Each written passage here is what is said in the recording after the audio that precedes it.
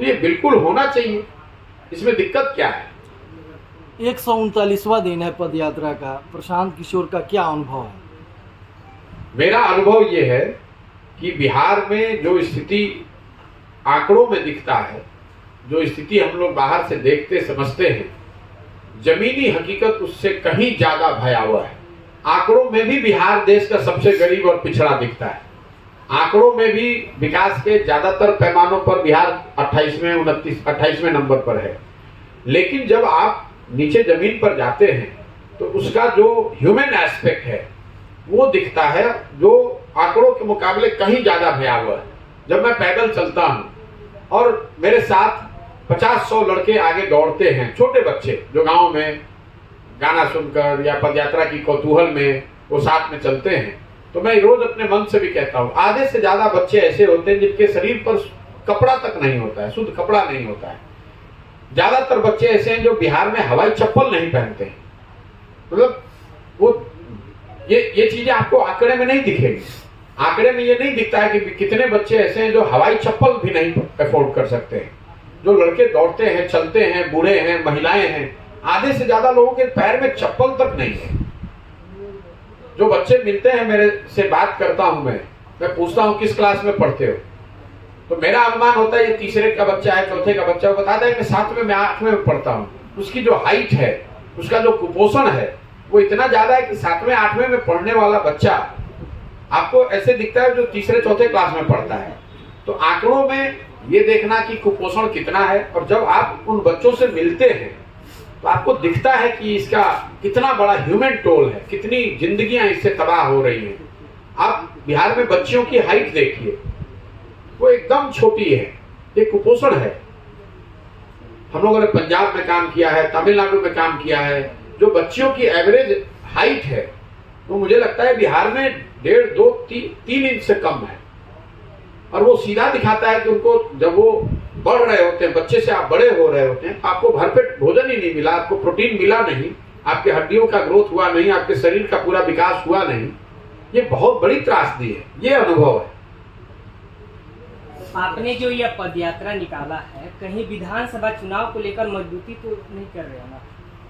मेरे भाई, पदयात्रा निकालना उस दिन से कह रहे हैं कि ये दल बनाकर चुनाव लड़ने का अभियान नहीं है। ये समाज के जरिए एक नई व्यवस्था बनाने का प्रयास है, जिसमें दल बनना इनहेरेंट है। दल तो बनेगा, लेकिन सिर्फ दल बनाकर चुनाव लड़ना जीतना वो इसका उद्देश्य नहीं है। जब तक समाज में वो समझ नहीं हो, जब तक समाज से सही लोग मिलकर दल न बनाएं, जब तक उनके पास बिहार को सुधारने के लिए कोई सोची समझी योजना न हो, तो फिर वो दल बनाकर अगर आप चुनाव जीत भी जाएंगे तो भी आप बिहार के सुधार के लिए कुछ बहुत बेहतर नहीं कर पाएंगे। यही पूरी सोच है। 2024 में लोकसभा का चुनाव होने वाला है, तो लोकसभा चुनाव में जनसुराज की भागीदारी होगी? मैं नहीं जानता हूँ। मैं इतना ही जानता हूँ कि मैं इस पदयात्रा को जितनी ईमानदारी और शुद्धता से कर सकता हूँ वो करूँ। मैं 2 अक्टूबर से चल रहा हूँ। 2 अक्टूबर से मैंने गाड़ी पर पैर नहीं रखा है, एक दिन भी ब्रेक नहीं लिया है। ऐसा नहीं कि मैं 10 किलोमीटर 15 किलोमीटर पैदल चलूँ, 4 किलोमीटर गाड़ी पर चल रहा हूँ। ऐसा भी नहीं कि आज कल शिवरात्रि है तो मैं घर चला जाऊँ। मैं 2 अक्टूबर से इस चीज को मैंने शुरू किया है, और जितनी शक्ति बुद्धि भगवान ने मुझे दी है उसको पूरा लगाकर, जीवन का सब कुछ दांव पर लगाकर इसको ईमानदारी और शुद्धता से कर रहा हूँ। जब इसको पूरा कर लेंगे या पूरा करने के करीब होंगे, तब जो लोग भी इससे जुड़ेंगे, उस समय जो समझ बनेगी, लोग जो निर्णय लेंगे, उसके आधार पर आगे बढ़ा जाएगा। मैं आपको ये कह ही नहीं सकता हूँ कि लोकसभा से पहले पदयात्रा खत्म हो जाएगी कि नहीं। तो मैं ये कैसे बताऊं कि उस समय क्या स्थिति बनेगी। मेरा अनुमान था कि जिलों में मुझे 20 से 25 दिन लगेंगे। उस अनुमान के विपरीत मुझे एक जिलों में 40, 50, 60 दिन लग रहे हैं। तो ये मेरे हाथ में नहीं है। पदयात्रा मैं इसलिए नहीं कर रहा हूँ कि मुझे कोई पुलिस में भर्ती होना है, कि मुझे कोई रिकॉर्ड बनाना है कि मैं कितने किलोमीटर कितने दिन में चल लिया। पदयात्रा तो एक जरिया है समाज से जुड़ने का, समाज को समझने का, उसकी जमीनी हकीकतों से अपने आप को वाकिफ कराने का, लोगों को बताने समझाने का। मैं उस काम को कर रहा हूँ। मेरे लिए समय किलोमीटर की कोई महत्ता नहीं है। मुझे इस काम को जितनी ईमानदारी से किया जा सकता है वो करने में मेरी रुचि है। चाहे उसमें 1 बरस लगे, 1.5 बरस लगे, 2 बरस लगे, मैं करूंगा इसी तरीके से। आपने बेरोजगारी पे बात की। क्या आपको लगता है बिहार में बेरोजगारी का मूलभूत कारण युवाओं में स्किल ना होना, ठीक से नॉलेज ना होना, सिर्फ डिग्रियां लेके लोग चले जाते हैं काम के लिए, लेकिन जब वो काम पे जाते हैं तो पता चलता है ये काम को ठीक से समझ भी नहीं पा रहे हैं। उनके पास डिग्रियां तो होती है लेकिन वो उस चीज़ को ठीक से करने के ठीक से समझ नहीं पाते। देखिए, स्किल गैप जो है वो बिहार की समस्या नहीं है सिर्फ, वो पूरे भारत में ऐसी स्थिति है। लोगों के पास जो शिक्षा या जो डिग्री मिलती है वो उसमें वो उनको उस तरह का स्किल नहीं देती है जिससे कि उनको रोजगार मिल सके। लेकिन बिहार में बेरोजगारी का वो एक मात्र पहलू नहीं है। लोगों का शिक्षित नहीं होना, स्किल्ड नहीं होना, ये एक पहलू है। बिहार में बेरोजगारी की सबसे बड़ी स्थिति वजह ये है कि रोजगार के जो 3 अवसर है, 3 दरवाजे हैं जिसके जरिए आप रोजगार पा सकते हैं, वो तीनों दरवाजे बंद हैं। आप उसको समझिए। पहला दरवाजा है शिक्षा। अगर आप अच्छी शिक्षा हासिल करेंगे तो आप अपने लिए कोई ना कोई रोजगार ढूंढ सकते हैं। तो बिहार में शिक्षा व्यवस्था पूरी तरीके से ध्वस्त है। दूसरा रास्ता है खेती किसानी। जिनके पास जमीन है वो खेती किसानी करके अपने लिए अपने आप को रोजगार दे सकते हैं, अपने जीविका का उपाय कर सकते हैं। तो जैसा मैंने आपको बताया 60% लोगों के पास तो जमीन है नहीं, और जिनके पास है उनके पास इतनी छोटी जमीन है कि वो सिर्फ पेट भरने के लिए ही उसका उपयोग कर रहे हैं। और तीसरा रास्ता है व्यापार, उद्योग धंधे, स्वरोजगार। उस विषय पर बिहार में चर्चा नहीं होती है।